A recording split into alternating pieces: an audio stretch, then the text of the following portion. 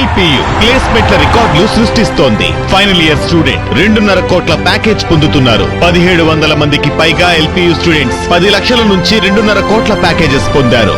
విద్యా విప్లవం ప్రారంభమైంది లవ్లీ ప్రొఫెషనల్ యూనివర్సిటీలో. మాజీ ఐఏఎస్ అధికారి ఆర్పీ సింగ్ పై హైదరాబాద్ సీసీఎస్ లో కేసు నమోదైంది. ఖాజాగూడలోని సర్వే నంబర్ 19 లో ఉన్న 10.32 గుంటల భూమి వివాదంగా మారింది.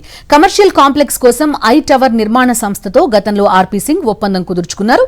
2024లో భూ యజమానులకు ఐ టవర్ కు మధ్య విభేదాలు తలెత్తాయి. ఐ టవర్ నిర్వాహకులు లోన్ కోసం బ్యాంక్ అధికారులను సంప్రదించగా మోసం వెలుగులోకి వచ్చింది.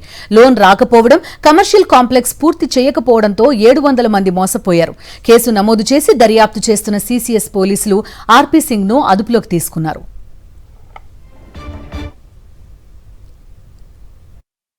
వీరిపైన 10 ఎకరాల 32 గుంటలు సర్వే నంబర్ 19 ఖాజాగూడలో 10 ఎకరాల 32 గుంటలు వారు సాస్ ఇన్ఫ్రాస్ట్రక్చర్ డెవలప్మెంట్ కు వాళ్ళు డెవలప్మెంట్ కి ఇవ్వడం జరిగింది. ఈ క్రమంలో అడ్వర్టైజ్మెంట్ల ద్వారా, పేపర్ల ద్వారా, ప్రకటనల ద్వారా చూసి మనందరం దాదాపుగా 672 మంది వారికి ఇష్టానుసారంగా స్క్వేర్ ఫీట్ కొనడం జరిగింది. ఆర్పీ సింగ్ అనే ఒక ఐఏఎస్ ముసుగులో, 3 అక్షరాల ముసుగులో పూర్తిగా ఈ బిల్డింగ్ ను సర్వనాశనం చేయడానికి కుట్రలు బన్నుతూ మా అందరినీ మోసం చేసిండు. బిల్డర్ను కూడా మోసం చేసిండు. ఎలా మోసం చేసిండంటే 3 ఎకరాలు 24 గుంటలు వాళ్ళ అమ్మాయి చేతన కౌర్ పేరు మీద ఉంటే ఆ అమ్మాయి చనిపోతే వాళ్ళ అల్లుడు యాక్చువల్ గా దీనికి legal air as per law. అలాంటి లీగల్ ఎయిర్ ను యూనిలాటరల్ క్యాన్సలేషన్ అల్లునికి తెలియకుండానే ఇక్కడికి వచ్చి క్యాన్సలేషన్ చేసి బిల్డర్ కు డెవలప్మెంట్ అగ్రిమెంట్ చేసిండు.